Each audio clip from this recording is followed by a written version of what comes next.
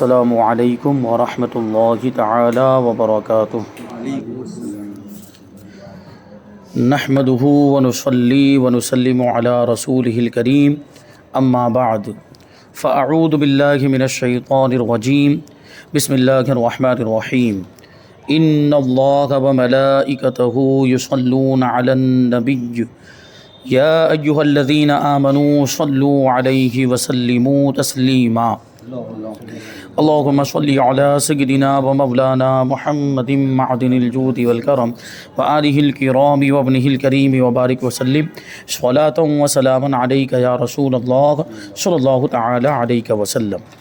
تو کفریہ کلمات کا بیان جاری ہے اور بہت ساری معلومات اور بہت ساری ضروری چیزیں اور باتیں اس سے پہلے والے درسوں میں شامل کی گئی تھی۔ اب یہاں پہ اور کچھ باتیں بتائیں گے۔ تو پہلا سوال یہ ہے کہ کسی سے یوں کہنا کیسا ہے کہ اوپر اللہ کا سہارا اور زمین پر آپ کا سہارا؟ جواب کہ یہ کفر ہے، کہ اس میں اللہ پاک کے لیے مکان اور سمت کو ثابت کیا جا رہا ہے، اور یہ بات پہلے بھی آ گئی کہ اللہ تبارک و تعالیٰ جگہ سے بھی پاک ہے، مکان سے پاک ہے، سمت اور جہت اور ڈائریکشن سے پاک ہے۔ اس کے لیے جو بھی یہ چیزیں ثابت کرے گا اور جس کا ایسا عقیدہ ہوگا وہ کافر ہے۔ آگے سوال ہے کہ کسی نے کہا کہ اللہ پاک ہر جگہ ہے، کعبے میں بھی ہے، مسجد میں بھی ہے، مندر میں بھی ہے اور گرجا میں بھی ہے، تو کہنے والے کے لیے کیا حکم ہے؟ جواب، کہنے والے پر لزوم کفر کا حکم ہے، کیونکہ اس میں اللہ پاک کے لیے مکان ثابت کیا گیا ہے۔ اس طرح کے کلمات حمدیہ کلام میں بعض نعت خواں بھی پڑھتے ہیں، ان کو توبہ اور تجدید ایمان اور تجدید نکاح کرنا چاہیے۔ یعنی کچھ لوگ ایسے کہہ دیتے ہیں کہ اللہ ہر جگہ ہے، تو یہ جملہ بھی نہیں بولنا چاہیے، اس جملے سے بھی منع فرمایا گیا ہے۔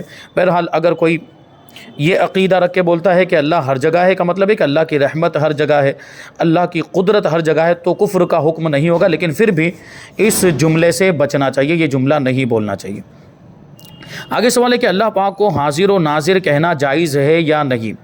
یعنی اس سے پہلے آپ نے حضور پاک صلی اللہ علیہ وسلم کے تعلق سے سنا پڑھا کہ حضور پاک صلی اللہ علیہ وسلم حاضر و ناظر ہیں، اور حضور پاک صلی اللہ علیہ وسلم کے حاضر و ناظر ہونے کا مطلب بھی وہاں پر بیان کیا گیا کہ حضور پاک صلی اللہ علیہ وسلم کا جسم مبارک تو مدینہ منورہ میں روضہ انور کے اندر موجود ہے، لیکن وہاں تشریف فرما ہوتے ہوئے حضور پاک صلی اللہ علیہ وسلم کو اور حضور پاک صلی اللہ علیہ وسلم پوری دنیا کو اس طرح ملاحظہ فرماتے ہیں جیسے اپنی ہاتھ کی ہتھیلی کو ملاحظہ فرماتے ہیں۔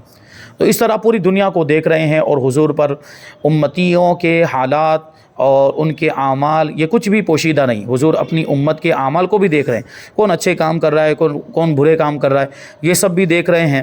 اور حضور پاک صلی اللہ علیہ وسلم کو اللہ نے یہ طاقت عطا فرمائی کہ جہاں چاہے آ جا سکتے ہیں۔ یہ حاضر و ناظر ہونے کا مطلب جو اس سے پہلے والے ایک باب کے اندر پورا تفصیل کے ساتھ بیان کیا گیا۔ لیکن کیا اللہ تبارک و تعالیٰ کے لیے یہ لفظ استعمال کر سکتے ہیں؟ یعنی اللہ تبارک و تعالیٰ کو حاضر و ناظر کہہ سکتے ہیں کہ نہیں کہہ سکتے؟ تو اسی کے تعلق سے جواب ہے کہ بے شک ہر چیز اللہ پاک پر عیاں ہے، یعنی ہر چیز اللہ پاک پر ظاہر ہے، کوئی چیز اس سے پوشیدہ نہیں، وہ ہر چیز کو دیکھتا بھی ہے۔ لیکن اللہ پاک کی ان صفات کو بیان کرنے کے لیے حاضر و ناظر کے الفاظ استعمال نہیں کر سکتے۔ یعنی اللہ تبارک و تعالیٰ ہر چیز کو دیکھتا ہے، اللہ تبارک و تعالیٰ پر ہر چیز ظاہر ہے اور کوئی چیز اس سے پوشیدہ نہیں ہے، لیکن اس کے باوجود بھی اللہ تبارک و تعالیٰ کے لیے حاضر و ناظر کا لفظ یہ الفاظ نہیں بول سکتے، کیونکہ ایک تو یہ الفاظ اللہ پاک کے اسماء میں سے نہیں ہیں، کیونکہ اس سے پہلے والے ایک سبق کے اندر یہ بات بھی آئی تھی کہ اللہ تبارک و تعالیٰ کو انہی ناموں کے ساتھ ہم پکار سکتے ہیں جو نام یا تو قرآن میں آئے ہیں یا جو نام یا تو حدیث میں آئے، انہی ناموں کے ذریعے ہم اللہ تبارک و تعالیٰ کو پکاریں گے۔ اللہ تبارک و تعالیٰ کا اگر ذکر کرنا ہو تو انہی ناموں کے ساتھ ذکر کریں گے۔ تو حاضر و ناظر کے جو الفاظ ہیں یہ اللہ تبارک و تعالیٰ کے اسماء میں سے نہیں، یعنی اللہ تعالیٰ کے ناموں میں سے نہیں۔ اس کا مطلب یہ ہے کہ یہ الفاظ اللہ تبارک و تعالیٰ کے لیے نہ تو حدیث میں آئے نہ ہی قرآن میں آئے، یعنی حاضر و ناظر کے الفاظ اللہ تبارک و تعالیٰ کے لیے یہ قرآن و حدیث کے اندر نہیں آئے۔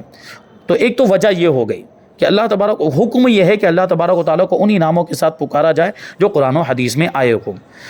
تو یہ قرآن و حدیث میں نہیں آئے۔ اور دوسرا یہ ہے اس کے ناجائز ہونے کی دوسری وجہ یہ ہے، اس کے منع ہونے کی دوسری وجہ یہ ہے کہ ان لفظوں کے عربی لغت میں جو معانی بیان کیے گئے وہ اللہ کریم کی شان کے لائق نہیں۔ عربی لغت یعنی عربی ڈکشنری کے اعتبار سے اگر اس کو آپ دیکھیں تو عربی ڈکشنری کے اعتبار سے جو ان کے معانی اور اس کا ان الفاظ کا جو مطلب ہوتا ہے اس پر غور کریں تو اس کا ایسا معنی نکلتا ہے جو اللہ تبارک و تعالیٰ کی شان کے لائق نہیں، کیونکہ یہ بات تو ہم سیکھتے آئے اور یہ بات ہمارے عقیدے میں شامل ہے کہ اللہ تبارک و تعالیٰ جسم اور جسمانیات سے پاک ہے۔ اللہ تبارک و تعالیٰ کو کوئی جسم نہیں اور جسم سے تعلق رکھنے والی چیز اور بلکہ جسم سے تعلق رکھنے والی چیزوں سے اللہ تبارک و تعالیٰ پاک ہے۔ تو دیکھیں کیسے اللہ تبارک و تعالیٰ کی شان کے لائق نہیں ہے یہ الفاظ، اس کو بیان کرتے ہیں۔ اسی لیے علماء کرام فرماتے ہیں کہ ان الفاظ کا اللہ پاک کے لیے استعمال کرنا منع ہے، لہٰذا اللہ کریم کی ان صفات کو بیان کرنے کے لیے حاضر و ناظر کے بجائے شہید و بصیر کہا جائے۔ شہید و بصیر، بصیر کا مطلب ہوتا ہے دیکھنے والا اور شہید کا مطلب اس کے سامنے ساری چیزیں موجود ہیں۔ اللہ تبارک و تعالیٰ کی نگاہوں کے سامنے، نگاہ قدرت کے سامنے ساری چیزیں موجود ہیں۔ تو یہ اگر حاضر و ناظر کا معنی ہمیں ادا کرنا ہے، معنی کیا بلکہ اس کی یہ صفات ہمیں ادا کرنی ہے، تو اس کے جگہ پر حاضر و ناظر کی جگہ پر ہمیں شہید و بصیر بولنا چاہیے۔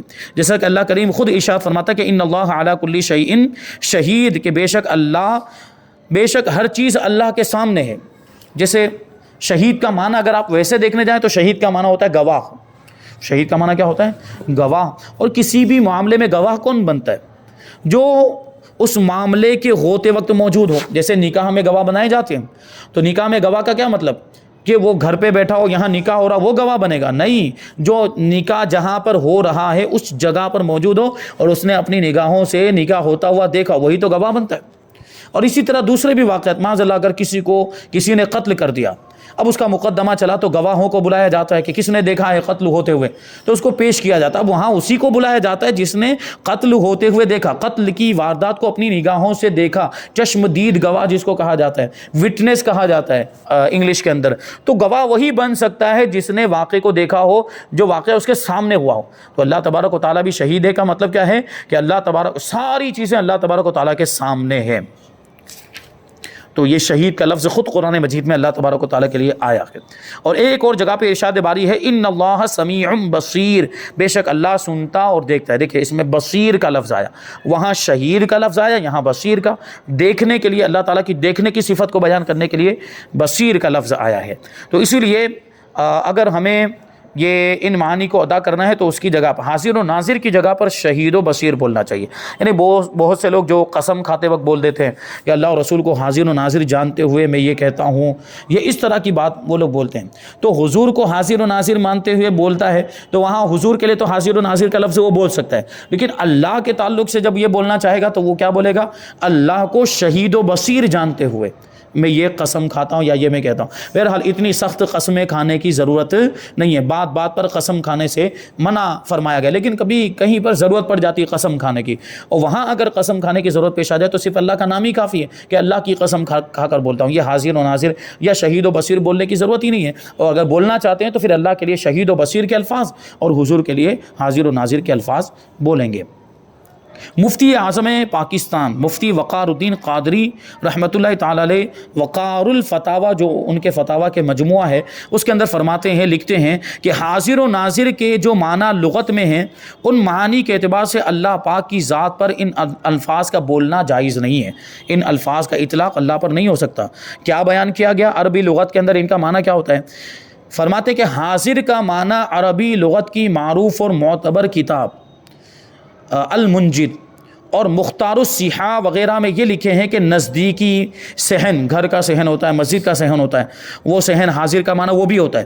اور حاضر ہونے کی جگہ جو چیز کھلم کھلا بے حجاب آنکھوں کے سامنے ہو اسے حاضر کہتے ہیں۔ دیکھیے جو چیز کھلم کھلا بے حجاب آنکھوں کے سامنے ہو یہ تو بات سمجھ میں آتی ہے، نزدیکی بھی بات سمجھ میں آتی ہے، لیکن صحن یا حاضر ہونے کی جگہ یہ اللہ تعالیٰ کے لیے استعمال نہیں کر سکتے۔ اور پھر دوسری بات کہ اگر اللہ کو حاضر کہیں اور یہ معنی بھی اگر مراد لیں کہ کھلم کھلا بے حجاب آنکھوں کے سامنے ہو، تو اللہ کو اگر ہم حاضر کہہ رہے ہوں تو سب کے سامنے اللہ تبارک و تعالیٰ بے حجاب تو نہیں ہے، کھلم کھلا نہیں ہے، تو یہ معنی بھی اللہ کی ذات کے لیے مناسب نہیں ہے۔ اور ناظر کے معنی مختار السیحہ میں آنکھ کے ڈھیلے کی سیاہی، آنکھ کا ڈھیلا جو یہ ہے، اس کے اندر جو سیاہی ہوتی ہے جس کو ہم لوگ پتلی کہتے ہیں، آنکھ کی پتلی، جو کالے رنگ کا اندر جو حصہ ہوتا ہے، تو اس کا ایک معنی ناظر کا ایک معنی آنکھ کے ڈھیلے کی سیاہی، جبکہ نظر کے معنی کسی امر میں تفکر و تدبر کرنا، یعنی غور و فکر کرنا، کسی معاملے کے اندر غور و فکر کرنا، یہ نظر. تو ناظر کا معنی ہو جائے گا غور و فکر کرنے والا، اور غور و فکر کرنے کے لیے دماغ چاہیے، اور دماغ کا تعلق جسم سے ہے. غور و فکر کون کر سکتا ہے؟ جس کے پاس دماغ ہو، انسان ہو. اللہ تبارک و تعالی جسم سے بھی پاک ہے، دماغ سے بھی پاک ہے، جسم سے تعلق رکھنے والی چیزوں سے پاک ہے. اور اللہ تبارک و تعالی کو کسی بھی چیز میں غور و فکر کرنے کی ضرورت ہی نہیں ہے، نہ کسی سے مشورہ لینے کی ضرورت ہو، تو جو چاہے کرے، وہ رب کی شان ہے. تو یہ معنی بھی اللہ کی شان کے لائق نہیں. یا کسی چیز کا اندازہ کرنا، اللہ تبارک و تعالیٰ کو بھی کسی چیز کا اندازہ لگانے کی ضرورت نہیں پڑتی. اور آنکھ سے کسی چیز میں تأمل کرنا، یہ سب معنی اس کے لکھے ہیں. آنکھ کے ذریعے دیکھنا، اور آنکھ کے ذریعے دیکھ کر کسی چیز کو ٹٹولنا، جیسے ہم کسی چیز کا آنکھ کے ذریعے جائزہ لیتے ہیں. جیسے اگر ہم کو کوئی چیز دی جائے، ذرا اس کو دیکھ کے بتانا کیسی ہے، تو ہم اس کو ایسے گھما گھما کے دیکھتے ہیں. کوئی چیز اس طرح کی ہوتی ہے جو اس انداز میں دیکھنے کے لائق ہوتی ہے، تو ہم آنکھوں سے دیکھ کر اس کا جائزہ لیتے ہیں. تو یہ بھی ایک معنی بیان کیا، اور یہ بھی اللہ تعالیٰ کی شان کے لائق نہیں ہے. تو ان دونوں لفظوں کے لغوی معنی کے اعتبار سے اللہ کریم کو پاک سمجھنا واجب ہے. بغیر تعویل ان الفاظ کو اللہ کریم پر نہیں بولا جا سکتا. اس لیے اسماء حسنہ میں حاضر و ناظر بطور اسم یا صفت شامل نہیں. اللہ کے جتنے بھی اسماء، جیسے وہ قرآن شریف، بعض قرآن شریف ہوتے ہیں، ان میں شروع میں آپ دیکھیں گے تو 99 نام اللہ تبارک و تعالیٰ کے لکھے ہوئے ہیں. تو ان ناموں میں سے کہیں پر بھی آپ کو یہ حاضر یا ناظر نام نہیں ملے گا. قرآن و حدیث میں یہ الفاظ اللہ پاک کے لیے نہیں آئے، اور نہ ہی صحابہ کرام اور تابعین یا ائمہ مجتہدین نے یہ الفاظ اللہ پاک کے لیے استعمال کیے ہیں. کسی نے بھی، بزرگان دین میں سے کسی نے بھی اللہ تعالیٰ کے لیے یہ الفاظ استعمال نہیں کیے. تو یہ تو ایک حوالہ ہو گیا. دوسرا حوالہ بیان کرتے ہیں، فتاوی فیض الرسول میں ہے، اگر حاضر و ناظر بمعنی شہید و بصیر اعتقاد رکھتے ہیں، بولنے والا، یعنی بولنے والا یہ بول تو رہا ہے حاضر و ناظر، لیکن اس کا مطلب وہی لے رہا ہے شہید و بصیر. کیونکہ ایک مومن بولے گا تو ظاہر سی بات ہے اس کا عقیدہ تو یہی ہوگا کہ یہ سب چیزوں سے اللہ تعالیٰ پاک ہے، جگہ سے بھی پاک ہے، اور جو معنی بیان کیے گئے ہیں ان معانی سے اللہ تبارک و تعالیٰ پاک ہے. جو لغت کے اعتبار سے جو اللہ کی شان کے لائق نہیں ہے، ان معانی کا عقیدہ اس کا نہیں ہوتا. تو وہ شہید و بصیر ہی سمجھتا ہے، اللہ تبارک و تعالیٰ کو شہید و بصیر سمجھتے ہوئے یہ بولتا ہے. یعنی ہر موجود چیز اللہ کریم کے سامنے ہے، اور وہ ہر موجود چیز کو دیکھتا ہے. تو یہ عقیدہ تو حق ہے، مگر اس عقیدے کی تعبیر لفظ حاضر و ناظر سے کرنا، یعنی اللہ پاک کے بارے میں حاضر و ناظر کا لفظ استعمال کرنا نہیں چاہیے. لیکن پھر بھی کوئی شخص اس لفظ کو اللہ پاک کے بارے میں بولے تو وہ کفر نہیں ہوگا، یعنی کافر نہیں کہہ سکتے، منع. حاضر و ناظر کا کہ الفاظ اللہ تعالیٰ کے لیے استعمال نہیں کرنے چاہیے، لیکن اگر کوئی بول دیتا ہے تب بھی اس کو کافر نہیں کہا جائے گا، کیونکہ اس کی مراد وہ ہوتا ہی نہیں، اس کے عقیدے میں وہ چیز شامل نہیں ہوتی. اور مفتی شریف الحق امجدی رحمۃ اللہ تعالیٰ نے لکھتے ہیں، اللہ پاک کو حاضر و ناظر کہنے والا کافر تو نہیں، مگر اللہ کریم کو حاضر و ناظر کہنا منع ہے، کہ اللہ کریم کے اسماء توقیفی ہیں. توقیفی کا مطلب کیا؟ یعنی ان پر واقف کرایا گیا ہے. قرآن و حدیث میں جن ناموں پر ہمیں واقف کرایا گیا، کیا مطلب ہوا؟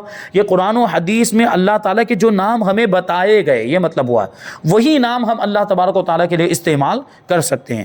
یعنی شریعت نے جن ناموں کا اطلاق رب کریم پر کیا ہے، اسی کا اطلاق درست ہے، یعنی وہی نام اللہ کے لیے بولے جا سکتے ہیں.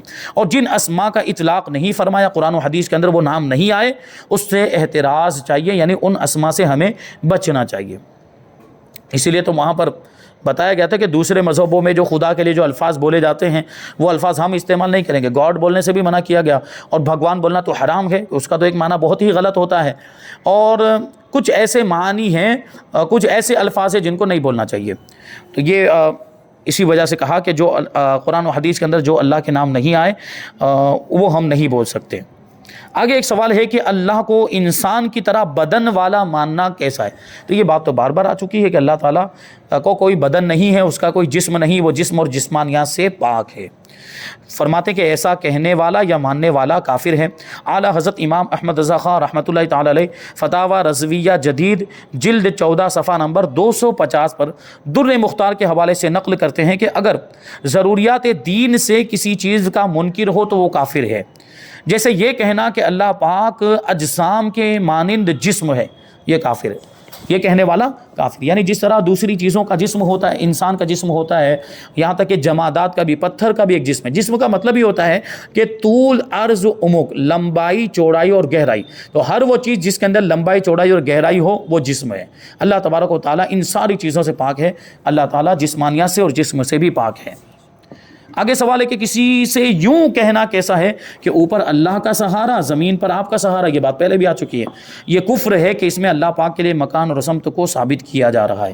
اچھا، وہ بات جو اس سے پہلے والے درس میں آئی تھی کہ اللہ تعالیٰ کو اللہ میاں کہنا کیسا ہے، تو اس کو اب یہاں پہ سوال جواب کی صورت میں شامل کرتے ہیں۔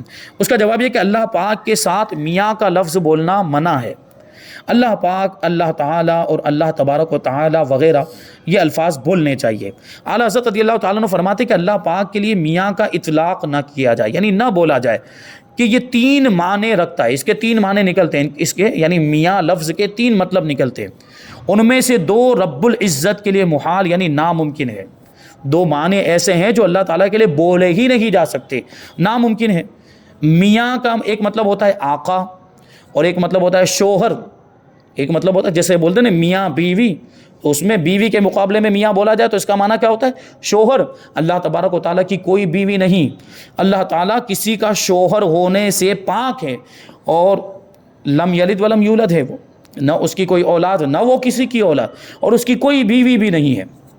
یہ سارے رشتے اور یہ ساری چیزیں، یہ ماں باپ ہونا یا اولاد ہونا، یہ سب مخلوق کا خاصہ ہے۔ یہ مخلوق کے لیے ہو سکتا ہے، وہ تو خالق ہے۔ تو یہ معنی تو اللہ تعالیٰ کے لیے محال ہے۔ اور مرد و عورت میں زنا کا دلال، یہ تو بہت ہی برا یہ معنی ہے، مرد و عورت میں زنا کا دلال اور زنا کی دلالی کرنے والا، معاذ اللہ۔ تو یہ معنی تو ہرگز استعمال نہیں کیا جا سکتا۔ لیکن ایک معنی جو اللہ کی شان کے لائق ہے بھی، لیکن 2 معنی ایسے ہیں جو اللہ کے لیے بالکل محال اور ناممکن ہے۔ اور ایسا کوئی بھی لفظ جس کے مختلف معانی نکلتے ہوں، جن میں سے اگر ایک معنی بھی اللہ کی شان کے لائق نہیں ہے، تو اس لفظ کو ہم اللہ کی شان میں استعمال نہیں کر سکتے، لہٰذا اس کا اطلاق ممنوع ہے۔ یہ لفظ اللہ کے لیے ہم نہیں بول سکتے۔ آگے سوال ہے کہ اللہ پاک کو سخی کہہ سکتے ہیں یا نہیں کہہ سکتے؟ دیکھیں، سخی کا مطلب ہوتا ہے سخاوت کرنے والا، لیکن اب بات وہی آ جاتی ہے کہ کیا اللہ تبارک و تعالیٰ کے لیے یہ لفظ قرآن میں آیا ہے یا حدیث میں آیا ہے؟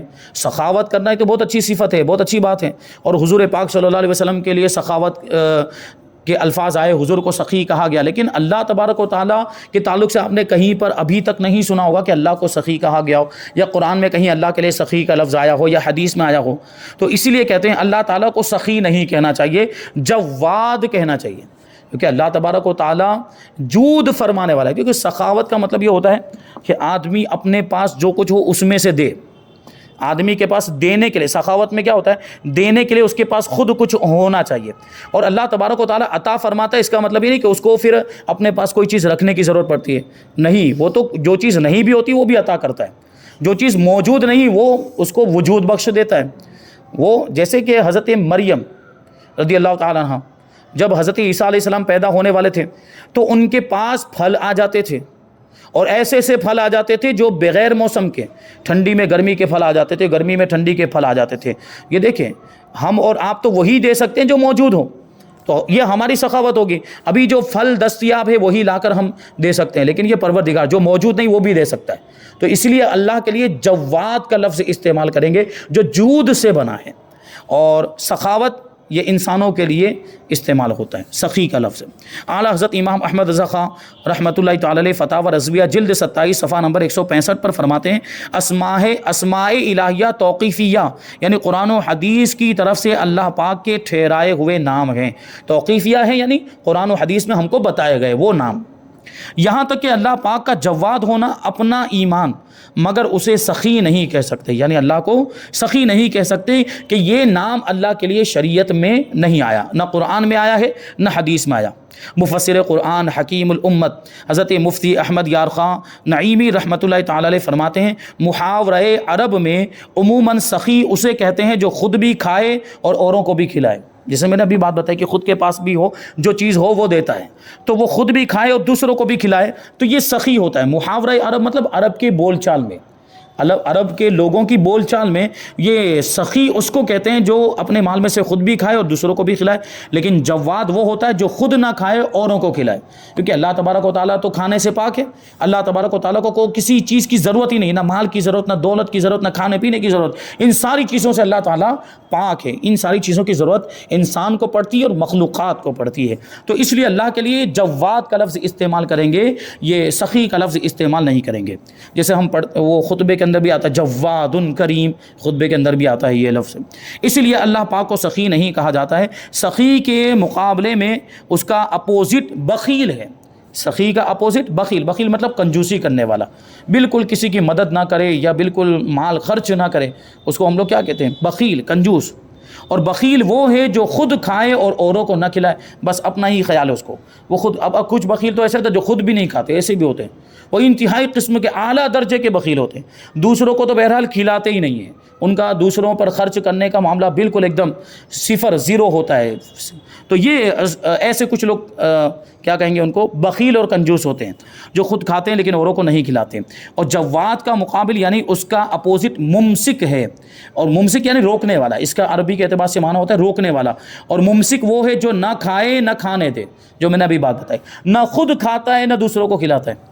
اللہ پاک کی تمام دنیاوی اخروی نعمتیں دنیا کے لیے ہیں، اس کی اپنی ذات کے لیے نہیں، کیونکہ یہ ساری نعمتیں انسانوں کے لیے، مخلوقات کے لیے، اللہ تبارک و تعالیٰ کو ان چیزوں کی حاجت ہی نہیں ہے۔ بہرحال یہاں پر بہت ساری چیزیں ابھی اور باقی ہیں، جیسے اللہ تبارک و تعالیٰ کو رام کہنا کیسا ہے، تو وہی بات آ گئی کہ دوسرے مذاہب میں جو ان کے بھگوانوں کے نام وہ اللہ تعالیٰ کے لیے ہم استعمال نہیں کر سکتے، تو خدا کو رام کہنا کیسا ہے۔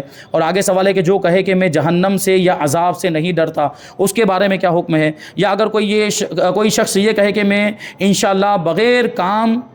انشاءاللہ کے بغیر کام کروں گا، تو کیا حکم ہے؟ جبکہ ہمیں ہر کام میں، ہر نیک اور جائز کام میں انشاءاللہ کہنے کا حکم ہے۔ اور بھی بہت ساری چیزیں اس کے تعلق سے انشاءاللہ تبارک و تعالی ہم آئندہ درس میں شامل کریں گے۔ اللہ تبارک و تعالی کی بارگاہ میں دعا ہے کہ جو کچھ بھی بیان ہوا اس پر ہم سب کو عمل کرنے کی توفیق عطا فرمائے۔ وما علینا الا البلاغ۔ السلام علیکم۔